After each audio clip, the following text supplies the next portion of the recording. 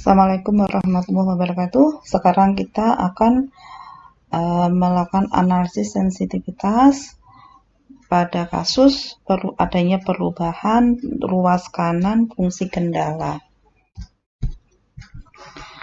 Contohnya masih kayak yang pada bagian 1, bagian 2. Contohnya masih ini. Soalnya memaksimalkan. Lah, nanti ada perubahan pada nilai kanan kendala. Ini nilai kanannya. Nilai kanan pada kendala. Nanti akan ada yang berubah. Nah, kita analisis pada rentang perubahannya berapa sehingga solusi optimalnya tetap, atau pada rentang berapa solusinya itu berubah dari solusi optimal semula setelah adanya perubahan. Ini adalah tabel awal simplex ya, tabel awal simplex sebelum kita lakukan iterasi ya, tabel awal yang berasal dari ini, angka-angka ini. Terus dari tabel awal ini saya langsung ke solusi optimal. Ini solusi optimalnya. Solusi optimalnya ini kasusnya kan maksimum, jadinya sudah positif atau 0 dan NK-nya juga sudah positif. Dengan variabel basisnya adalah S1, X3, dan X1. Terus dari tabel awal simplex ini kita bisa membentuk matrik basisnya. Matrik basis. Basisnya yang terakhir di tabel awal ini kan, di tabel optimal ini kan S1, X3, X1. Maka matrik basisnya adalah untuk S1 ini. Koefisien-koefisien pada fungsi kendala pada S1. Ini 1, 0, 0. Untuk yang X3 berarti ini. Ya, ini 1, 3/2,5. Dan X1 berarti ini. 8, 4, 2. Ini adalah matrik basis. Matrik basis kita kasih lambang B. Nah, untuk pada matrik basis ini kita bisa cari inverse-nya. Kalian bisa menggunakan rumus inverse untuk matriks ukuran 3x3, yaitu seperdeterminan dikali adjoinnya. Nah, nanti kalian akan temukan inilah inverse-nya. Atau inverse-nya ini, inverse dari matrik basis tadi, bisa kalian lihat di tabel optimal untuk koefisien-koefisien dari select S1, S2, dan S3. Ini. Nah, ini membentuk inverse dari matriks basis. Ini ya. Disamakan dengan ini. Gitu. Jadi cara cepatnya ambil aja koefisien dari ini. Terus pertanyaannya adalah, kalau nilai kanannya itu dilakukan perubahan, nah itu maka berapakah rentang sensitivitasnya? Di kasus ini yang mau dilakukan perubahan adalah nilai kanan pada kendala kedua. Nilai kanan pada kendala kedua ya. Kendala kedua yang ini. Nilai kanannya nanti akan diubah-ubah berapakah itu. Nah, kita cari dulu B inverse B. Matrik basisnya tadi udah cari. Kemudian B inverse B itu perkalian matriks dari matriks inverse matriks basis sama B. B itu adalah nilai kanan, B kecil ini. Nilai kanan. Karena yang mau diubah itu kendala kedua, nilai kanan pada kendala kedua itu kan posisinya nilai kanannya di sini. Nah, kita misalkan dulu alfa. Lalu kita cari B inverse B. B inverse B kita cari 1 kali 48 tambah 2 kali alfa tambah min 8 dikali 8. Nah, dapatnya ini. Yang kedua 0 kali 48 ditambah 2 kali alfa ditambah min 4 kali 8. Dapatnya ini. Setelah dijumlahkan jadinya ini. Karena kasus maksimal, maka B inverse B itu harus lebih dari sama dengan 0. Sehingga kita dapatkan alfanya dari persamaan ini, yang persamaan yang pertama, alfanya adalah, bukan persamaan ya, pertidaksamaan maksudnya. Ini kan harus lebih dari 0. Dari pertidaksamaan ini kita dapatkan alfanya lebih dari 8. Untuk pertidaksamaan kedua, alfanya lebih dari sama dengan 16.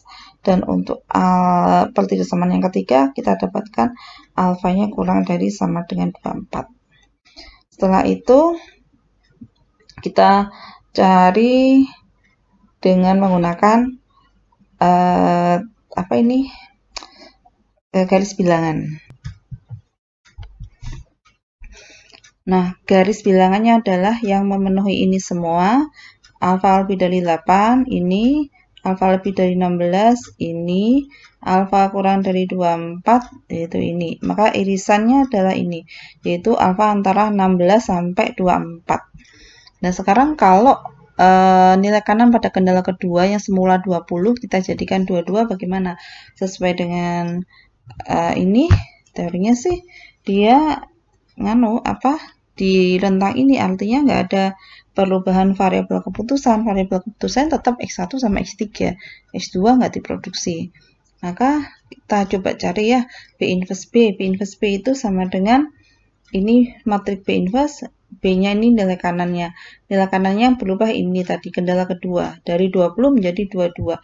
Kita kalikan 1 kali 48, 48 ditambah 2 kali 22, itu 44 ditambah min 8 kali 8 itu min 64. Kita hitung jadinya 28. Dengan cara yang sama, bawahnya juga begitu. Lalu kita dapatkan ini X1. X1 ini tadi kan S1, X3, X1.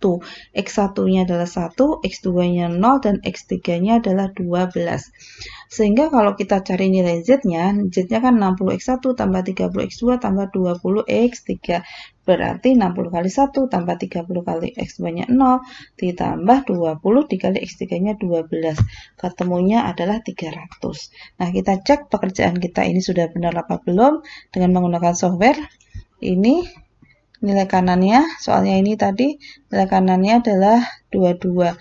Setelah kita run, jadinya X1-nya 1, X2-nya 0, X3-nya 12, dengan Z 300. Sama dengan pekerjaan kita tadi. Jadi kerjaan kita sudah benar. Terus, bagaimana kalau nilai kanannya pada kendala kedua itu di luar rentang? Tadi rentangnya kan 16 sampai 24. Lah ini 30, berarti kan di luar rentang. Maka harusnya kan dia terjadi perubahan nilai optimal.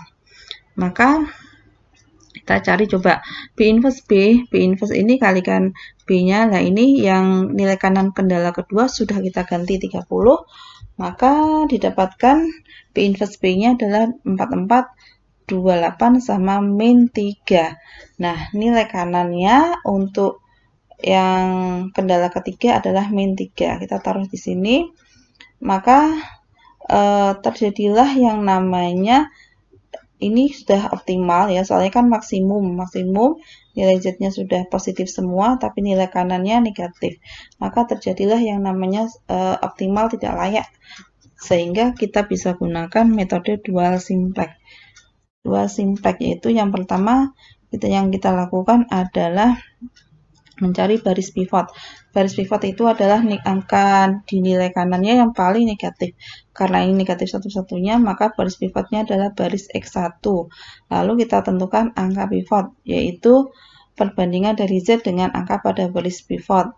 Kita cari yang di baris pivotnya itu yang bernilai negatif. Karena ini satu-satunya yang negatif, maka ini adalah angka pivotnya. Ini adalah kolom pivotnya, sehingga pertemuan baris dengan kolom yang ini adalah angka pivotnya. Angka pivotnya yaitu min setengah. Setelah itu kita lakukan operasi baris sesuai dengan rumus yang sudah kita pelajari. Soal tabel yang ini tadi saya pindahkan ke sini ya untuk memudahkan. Untuk yang baris pertama yaitu B1 yang baru ini cara ngisinya B1 dikurangi 2 dibagi min setengah kali baris pivot. Berarti B1 dikurangi 2 min setengah kan jadi plus 4 ya, 4 kali baris pivotnya B3. Baris kedua sama, baris ketiga ini harus dibagi dengan min setengah ya, bagi min setengah supaya 1. Maka ini rumusnya berarti 2 min 2 B3. Yang baris keempat yaitu B4 dikurangi 10 dibagi min setengah. 10 bagi min setengah menjadi plus 20 kali baris pivot plus 20 B3. Maka didapatkanlah ini. Setelah itu kita lihat NK-nya sudah positif semua dan Z-nya sudah nggak ada yang negatif, maka kita sudah optimal. Dengan nilai optimalnya adalah X1-nya. X1-nya 0. Ini tadi kan kolom pivot ya. Kolom pivot ini masuk menjadi basis menggantikan X1. Berarti X1 keluar digantikan oleh S2. Gitu. Jadi X1-nya 0, X2-nya 0, dan X3-nya adalah 16. Dengan nilai Z-nya adalah 320. Untuk mengecek pekerjaan kita cocokkan dengan software.